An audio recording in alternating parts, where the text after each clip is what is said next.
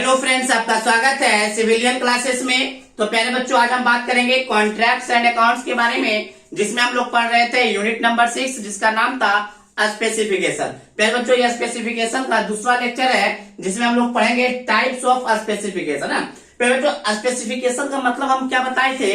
Quality of material and quality of workmanship को जो describe करता है, जो एक्सप्लेन करता है, उसी डॉक्यूमेंट को हम लोग स्पेसिफिकेशन कहते हैं ना। तो पहले बच्चों, बहुत तरीके का स्पेसिफिकेशन होता है। सबसे पहले हम बात करेंगे जनरल स्पेसिफिकेशन। तो जनरल स्पेसिफिकेशन में सिर्फ ये बताएगा पहले बच्चों, जैसे मान लीजिए नेम ऑफ वर्क बताएगा कि चलो ये आपका 8x8 का रूम है, ये आपका 8x8 का रूम है, तो मान लीजिए यहाँ पे आपको क्या लगाना है? विंडो। तो सबसे पहले नेम ऑफ वर्क बताएगा कि विंडो बनाना है। फिर आपको ये बता देगा नेम ऑफ द मटेरियल की, मतलब लकड़ी का बनाना है। विंडो बनाना मतलब नेम ऑफ वर्क बता दिया। फिर बता दिया लकड़ी का बनाना मतलब नेम ऑफ मटेरियल बता, किस मटेरियल का यूज किया जाएगा बनाने में, वो जनरल तरीका। मतलब पहले बच्चों, अगर मान लीजिए फ्लोरिंग करना है मार्बल से, सिर्फ मार्बल का नाम लिख देगा, मार्बल से करना। लेकिन मार्बल में भी बहुत तरीके का मार्बल आता है और हर मार्बल का प्राइस अलग अलग होता है ना।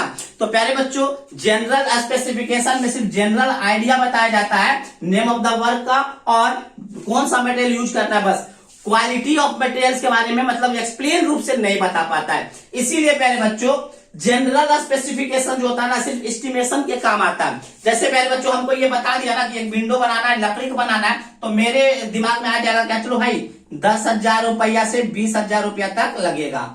मगर ये एग्जैक्ट तो नहीं ना पता चला कि 10,000 लगेगा कि 12,000 लगेगा कि 15,000 लगेगा कि 20,000। वो आपको पता चलेगा किसमें? वो आपको पता चलेगा डिटेल्ड स्पेसिफिकेशन में। डिटेल्ड स्पेसिफिकेशन में सब कुछ दिया रहेगा कि ठीक है भाई, लकड़ी का बनाना है तो सखुआ के लकड़ी का बनाना है कि महुआ के लकड़ी का बनाना है कि आम के लकड़ी का बनाना है, किस लकड़ी का बनाना है, कौन सा डिजाइन देना है, फिनिशिंग क्या देना, मेथड ऑफ वर्कमैनशिप क्या होगा, सारा का सारा डिटेल्ड स्पेसिफिकेशन में होता है। तो पहले बच्चों, जनरल स्पेसिफिकेशन में सिर्फ आपको जनरल आइडिया बताया जाता है कि कौन सा काम करना है और उस काम में कौन से क्वालिटी का मटेरियल यूज करना है, ठीक है, इतना बता दिया जाता है, मतलब जनरल आइडिया दे दिया जाता है। पहले बच्चों, जनरल स्पेसिफिकेशन से आप सिर्फ एस्टिमेट कर सकते हैं उस काम का प्राइस का, बस, है ना। बाकी और जनरल स्पेसिफिकेशन जो होता है ना, वो कॉन्ट्रैक्ट डॉक्यूमेंट नहीं होता।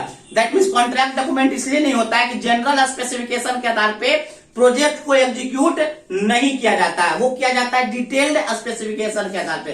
क्योंकि डिटेल्ड स्पेसिफिकेशन में सारा बात A to Z, कौन सा मटेरियल यूज करना है, उस मटेरियल का फिजिकल प्रॉपर्टीज क्या होगा, उस मटेरियल का केमिकल प्रॉपर्टीज क्या होगा, उस मटेरियल का अपीयरेंस क्या होगा, तो सारे बातों को चर्चा करता है डिटेल्ड स्पेसिफिकेशन में। इसीलिए डिटेल्ड स्पेसिफिकेशन जो होता है ना, वो कॉन्ट्रैक्ट डॉक्यूमेंट भी होता है, बट जनरल स्पेसिफिकेशन सिर्फ एस्टिमेट का काम करता है। तो देखिए पहले जो हमने जनरल स्पेसिफिकेशन में क्या लिखा, in this type of specification class of work and name of the material to be used are described. पहले तो जनरल स्पेसिफिकेशन में सिर्फ नाम ऑफ द वर्क का नाम बता देता है, जैसे window banana, and name of the material बता देता है जो कि आपको यूज करना है, मतलब लकड़ी का बनाना है तो लकड़ी लिख दिया, और उस लकड़ी का क्या क्वालिटी होगा उतना डिटेल में नहीं बताता है। General specification gives general idea of the whole work, पूरे काम का सिर्फ एक जनरल आइडिया देता है ना, are useful for preparing the estimate. पहले जो हमने भी बताया कि जनरल स्पेसिफिकेशन का मेनली जो यूज होता है वो एस्टिमेट को प्रिपेयर करने के लिए हो जाता है, एक रफ आइडिया लग जाता है कि कितना रुपया लगने वाला है। नेक्स्ट है पहले बच्चों, the general specification is not a part of tender document या कॉन्ट्रैक्ट डॉक्यूमेंट। पहले ही बता दिए पहले बच्चों, जनरल स्पेसिफिकेशन के मदद से आप क्या एस्टिमेट कर पाते हैं प्राइस को, बट उस प्रकार से काम नहीं करना, क्योंकि काम करने के लिए उसमें डिटेल स्पेसिफिकेशन होना चाहिए। इसीलिए जनरल स्पेसिफिकेशन जो है ना, not a part of tender document, जबकि डिटेल स्पेसिफिकेशन आपका टेंडर का पार्ट होगा। नेक्स्ट, डिटेल स्पेसिफिकेशन में हमने क्या लिखा, it form A part of contract document. अभी हमने बताया पहले बच्चों कि आपका डिटेल स्पेसिफिकेशन जो है ना, कॉन्ट्रैक्ट डॉक्यूमेंट का एक पार्ट है, जनरल स्पेसिफिकेशन पार्ट नहीं है। इसलिए पार्ट है पहले बच्चों क्योंकि डिटेल स्पेसिफिकेशन में मटेरियल के सारे क्वालिटी के बारे में बता दिया जाता है। They specify the quality and proportion of material. पहले बच्चों, इस डिटेल स्पेसिफिकेशन में क्वालिटी के बारे में डिटेल तरीके से बताया जाता है और प्रोपोर्शन ऑफ मटेरियल भी बताया जाता है। अगर प्यारे बच्चों मान लीजिए कंक्रीट बनाना है तो सीमेंट, सैंड और कोर्स एग्रीगेट का क्या प्रोपोर्शन होगा, उस क्वालिटी के बारे में भी डिटेल स्पेसिफिकेशन में लिखा हुआ रहता है। और क्या रहता है, and method of execution of particular item, किसी वर्क के पार्टिकुलर आइटम को किस प्रकार से एग्जीक्यूट करना है, उसका डिजाइन कैसे देना है, उन सारे बात को इसमें लिखा हुआ रहता है। ठीक है ना। While writing the detailed specification, मतलब डिटेल स्पेसिफिकेशन लिखने के दौरान the same order sequence as the work is to be carried out is also to be maintained। प्यारे बच्चों जब हम डिटेल स्पेसिफिकेशन लिखते हैं तो इस बात का ध्यान रखते हैं कि जिस ऑर्डर में काम होगा उसी ऑर्डर में हम लोग, उसी सीक्वेंस में हम लोग डिटेल्ड स्पेसिफिकेशन को लिखेंगे। ठीक है प्यारे बच्चों, तो ये हमारा था टाइप्स ऑफ स्पेसिफिकेशन, जिसमें हमने पढ़ा जनरल स्पेसिफिकेशन क्या होता है, फिर हमने पढ़ा डिटेल्ड स्पेसिफिकेशन क्या होता है। पहले आप इसको नोट डाउन कीजिए।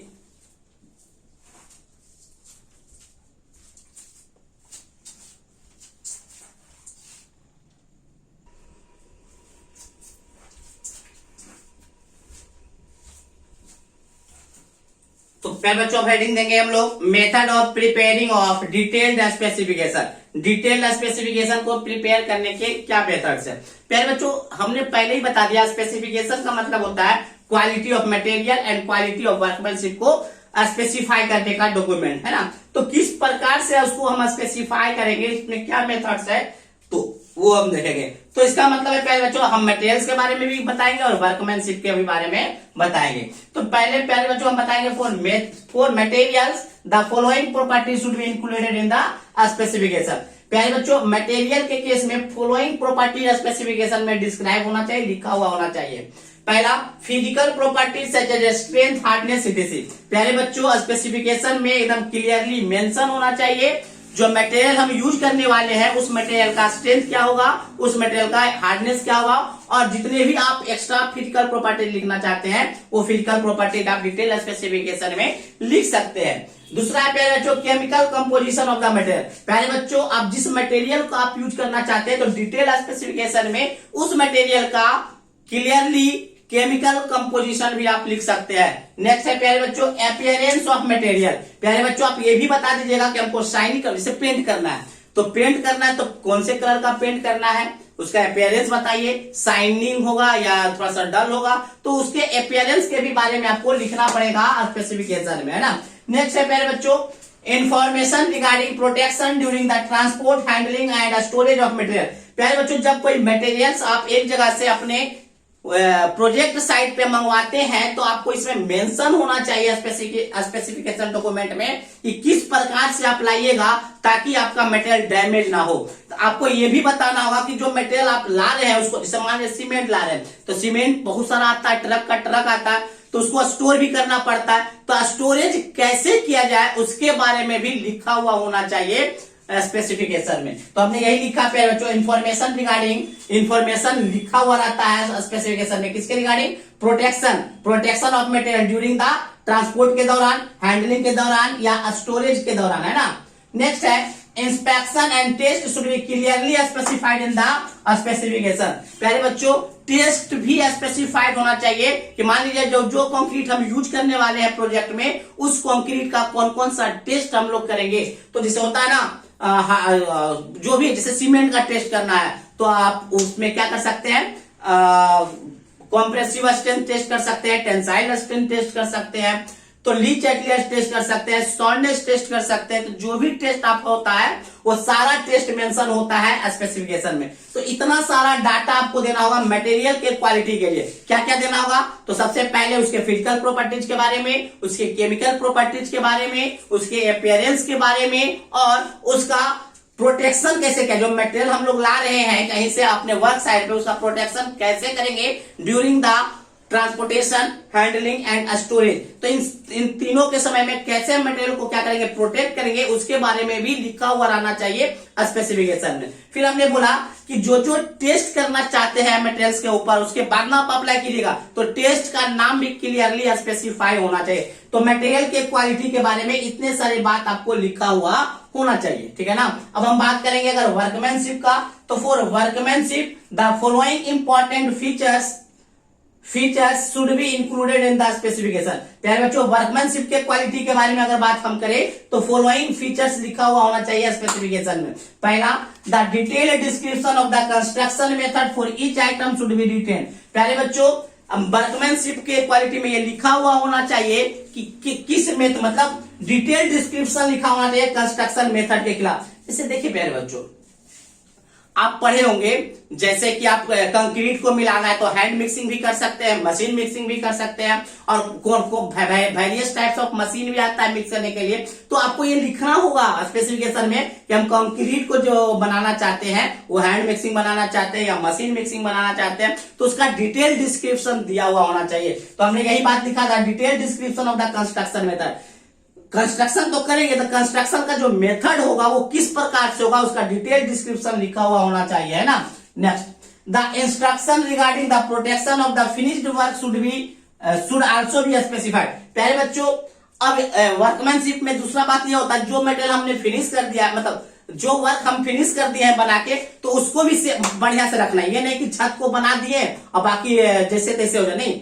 छत पे बना दिए तो उसको फिनिश मटेरियल को क्या होता है, जो जैसे छत बना है, स्लैब बना है, तो इसके ऊपर से पानी डालना होता है हर 2 दिन में, हर 1 दिन में। तो फिनिश्ड मटेरियल, फिनिश्ड वर्क को भी किस प्रकार से उसको प्रोटेक्ट किया जाए उसके बारे में भी आपको स्पेसिफिकेशन में लिखा हुआ होना चाहिए। तो प्यारे बच्चों, ये था आपका डिटेल्ड स्पेसिफिकेशन, जिसमें हमने पढ़ा कि डिटेल स्पेसिफिकेशन होता क्या है। फिर हमने ये भी बताया कि डिटेल स्पेसिफिकेशन को प्रिपेयर करने के कौन कौन से मेथड है, हम मेथड कैसे कैसे करते हैं। ठीक है प्यारे बच्चों, ठीक है ना। तो प्यारे बच्चों, आपके एग्जाम में या तो आपको डिटेल स्पेसिफिकेशन आ सकता है, या तो आपको जनरल स्पेसिफिकेशन आ सकता है, या आपको ये भी बता सकता है कि दोनों में डिफरेंस बताइए। What is the difference between general specification and detail specification. ऐसे भी आपके क्वेश्चन आ सकते हैं एग्जाम में, ठीक है ना। तो चलिए पहले आप इसको नोट डाउन कीजिए।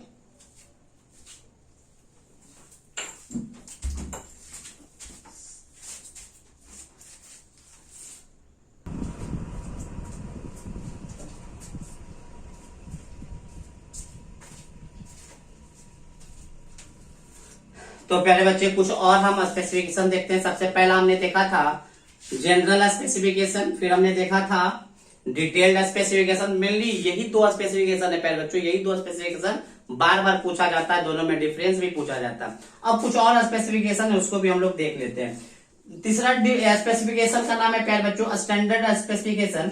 देखिए प्यारे बच्चों, कोई कोई डिपार्टमेंट, जैसे आदमी में ही देखिएगा ना, कोई लड़का ऐसा होता होगा ना, ऐसा ही शर्ट, प्लेन शर्ट पहनेगा।